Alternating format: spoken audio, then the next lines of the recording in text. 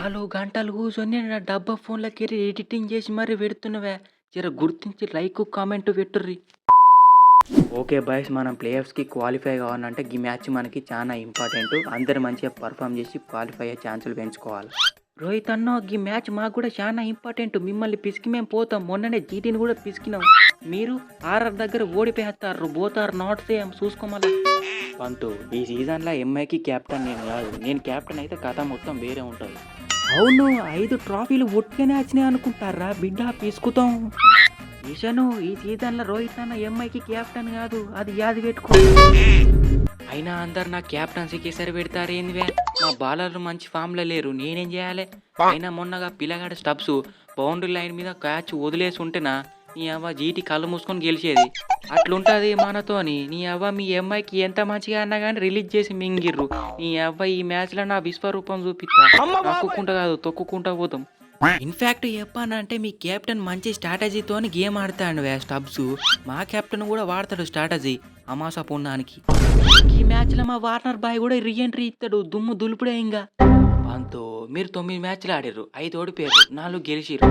In fact మేము 8 మ్యాచ్లే ఆడినాం, 5 ఓడిపోయినా 3 గెలిచినాం. ఈ మ్యాచ్లో అది కూడా కవర్ చేసుకుంటాం తీ. సరే రోహిత్ అన్న, గ్రౌండ్లో చూసుకుందాం తీ.